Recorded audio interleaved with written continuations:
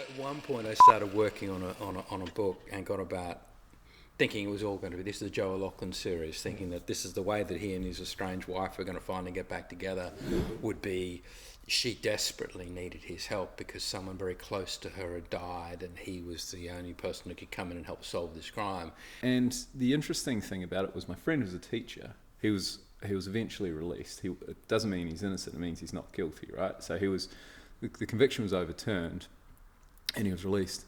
And so this friend who's a teacher is doing parent-teacher interviews, and this woman brings her new partner along, and he goes, "Hi, I'm Chris." And my friend who's a teacher thought, "No, you're not, you're David Bain." But the problem with that is if you've maintained your innocence the whole time and you still have a handful of people that are coming in to visit you in prison and sending you things and writing to you, you have to maintain the fact your innocence, or these people that supported you all the way through, you lose them. Yeah. And the moment you say this is where the body is, it's as good as a confession, right?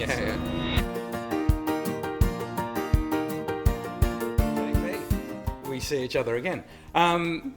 You and I toured in New Zealand about 18 months ago, where you were a real hometown hero there, obviously being from New Zealand, and we were touring with the wonderful Val McDermott. And you taught me so much about New Zealand. I mean, the fact that, New Zealand, obviously you invented the flat white. Correct. And the pavlova. I didn't realise that New Zealanders had invented the motor car. Absolutely. The caramel slice, the telephone. The ginger slice. Ginger slice. Ginger slice, yeah. Many things people don't realise New Zealand were quite sort of prolific inventors, actually. Do you regard yourself as still a New Zealander in your bones? How long have you lived in Australia? I have been here for 17 years, actually. Wow. Yeah, which is, there's no coincidence, because it's, we can talk about that, but I have lived in Australia for 17 years. My daughter's Australian, she's got an Australian passport. My wife's Australian. I spend much more time here than New Zealand, but I don't think you ever, shake the Kiwiness. I always sort of think of it like part of, maybe I think of Australia as part of New Zealand, or vice versa. I don't want to, but it's just so, I mean, it's kind of like Tasmania. You go to Tasmania and they call Australia mainland, or mainlanders, and I guess it's a little bit like that. We can be a bit parochial, but I think we do love Australia and New Zealand. So I do still consider myself a Kiwi, but when I'm an Australian and someone says, one of our Australian authors, I don't tend to correct them. Yeah, but you... But you set your books in both places, though. Yeah. And I think part of it's... So I wrote this, and I wrote... large parts of New Zealand scenes are set 17 years ago, which is when I last lived there, and I found that really easy. And I was saying last night... so that's the reason you chose the 17-year time gap. Yeah. So I could have... I mean, it works for the crime, but it was just easy to imagine that time and that place, because you go back 17 years and I'm writing about music I was listening to, and I had a real feel for the time and the place and the setting. And then when I had to write the contemporary settings in Cambridge, the contemporary scene, I had to go back and research again, and I was surprised by how much it changed. But it's like you would know, like you write, I mean, you're familiar with the UK, you set all your books in the UK. I mean, you set one in the US, you're going to set one in Australia? I am. I'm told. But it's probably the same sort of thing. You get lazy, lazy's not the right word, but you fall back on something. With the Australian one that I'm writing now, which will come out not next year, the year after, I'm actually setting that in the past. Yeah. In places that I grew up in, because again, it's a lot easier to remember those places. Harder to fact check as well, right? Because readers can't. What do you got, a teleport, up time to travel? A point. I've talked to Geraldine Brooks, is a great mate of mine and one of the great historical novelists that Australia's ever produced. And on the one hand, you think it's hard to fact check because no one else is still alive, let's say, potentially. But on the other hand, if you give someone a particular type of watch or have them drinking a particular type of drink, someone so petted out there will actually discover that it was 2 years later that it was invented or something. And do you get messages from readers where they have picked up? I mean, you're not writing historical fiction, but you are writing about real places often. Do you get someone saying, "Oh, the post shop's on the other corner, you imbecile? What are you doing?" I get probably the word. I mean, you get. I'm sure you've had that as well. If you make a mistake on ballistics on guns, you'll get some complete nutter from America. I shouldn't say that, but someone from America who's madly into guns, who will tell you what sort of idiot thinks that a 22 bullet could travel that distance and do that damage. And having abused you, they'll then turn around and go, "Oh, by the way, should you ever need future advice on ballistics, feel free to call."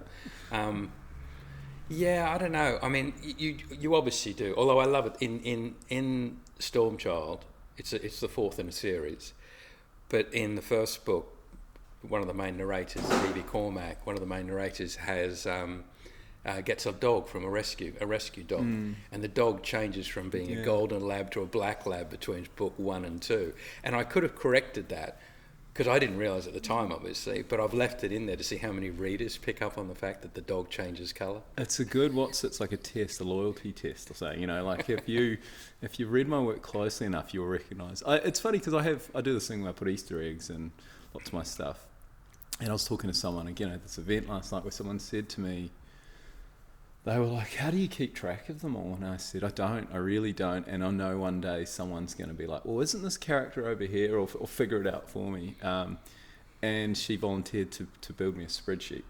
So I can keep track. But you've got an advantage over that, because at the moment, although I think one day you will change, you haven't written a series, which means you haven't had to keep tabs on what eye colour you gave someone or what backstory you gave someone in some previous book. And when they dip in and out of stories, at the moment, the characters it's so fleeting that you couldn't. I'm not really even describing them. I might mention. So in one book, I mention on the radio there's a report about a psychologist who pushed someone in front of a train, which was a reference to Tell Me Lies, but there's nothing else. So in that way, I'm referencing each other. As soon as I have to remember what colour the dog was, I'm sure I will stumble there. But I am writing a returning character at the moment. Oh, excellent. Yeah. So. And I haven't read. It's. Is this the guy from the Detective Project, Private Eye? Read from The Wrong Woman's coming back. And the challenge is, I haven't read the book, so I'm trying to write it, and then I'm going to go back and read it. Yeah. And that's because. Can I give you? At one point, I started working on a book and got about thinking it was all going to be this is the Joe O'Loughlin series, thinking that this is the way that he and his estranged wife are going to finally get back together, would be. She desperately needed his help because someone very close to her had died, and he was the only person who could come in and help solve this crime. And I wrote probably 10,000 words and then went back and thought, "Oh, what did I say about Julianne in that first book?" And it turned out I'd said that her father committed suicide when she was 12, in which case the whole plot just disintegrated. Yeah. So you've got to make sure you know enough that you're not going to destroy. I think maybe I should.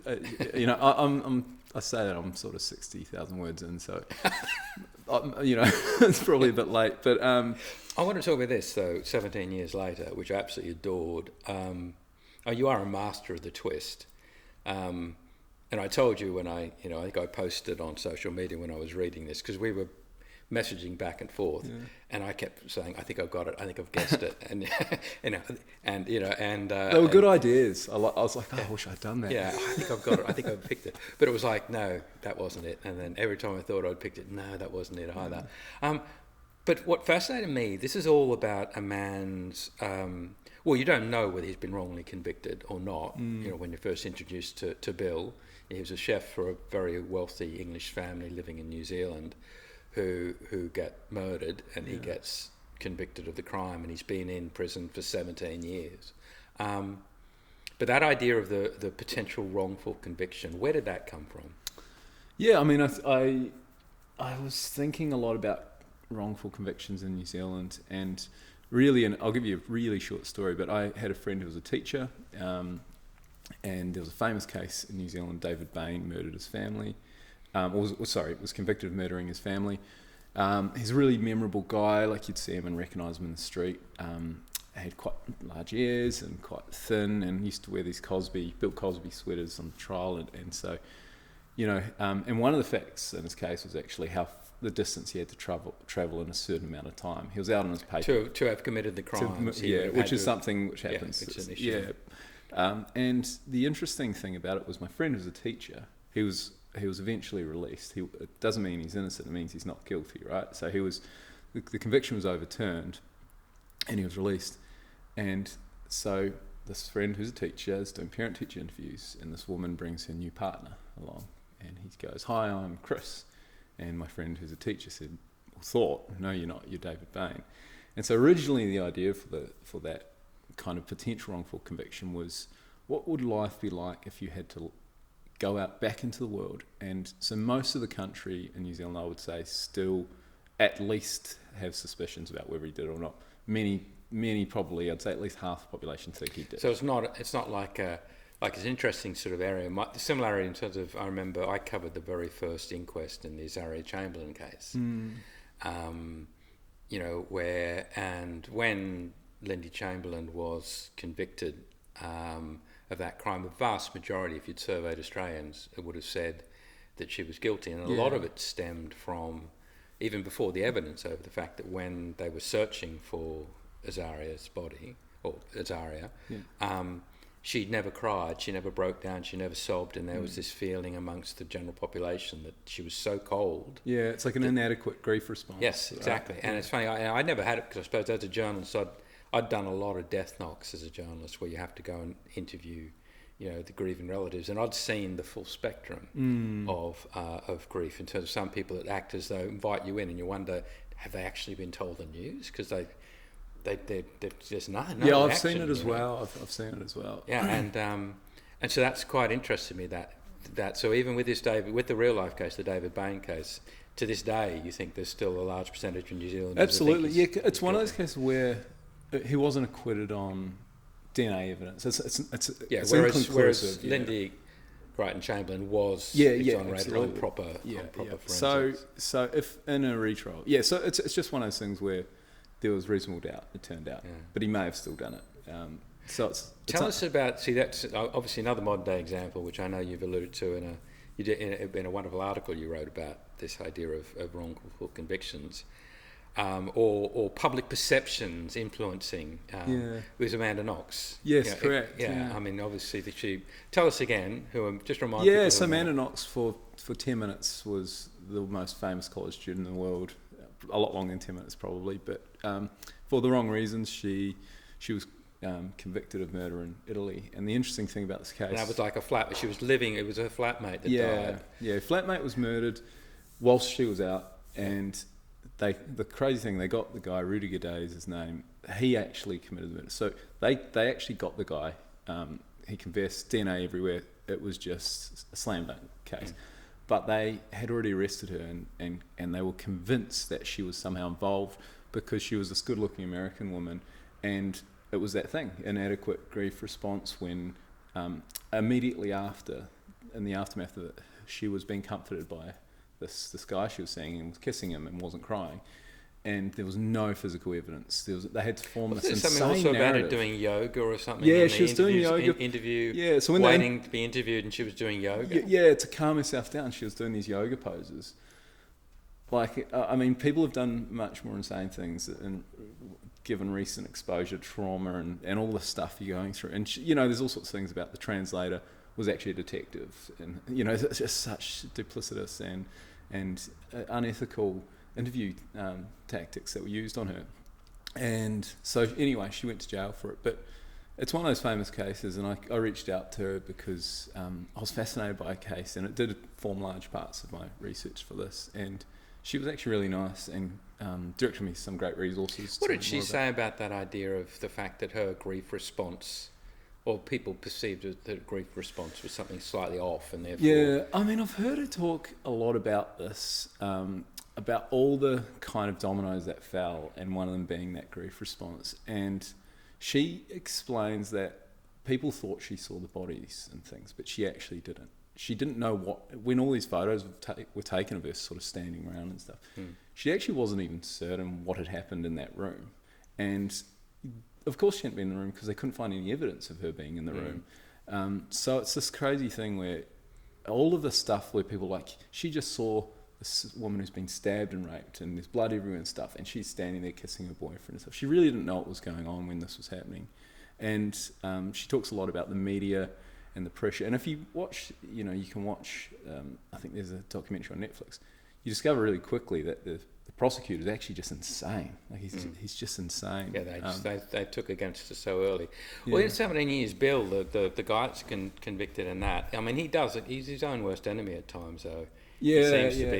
It's a bit like, again, carrying a chip on his shoulder over the fact that no matter what he says, they seem to be stitching him up, and so he just sort of, it's that like you would know, having written about psychologists, and obviously you have, I'd say, more than an acquaintance with psychology. That kind of thing where you don't know how you're going to respond in any certain situation. And Bill's was pretty typical, really. He went back to what he knew. He cooked a meal because he's a chef, and he did do some things that were suspicious, but everyone does, right?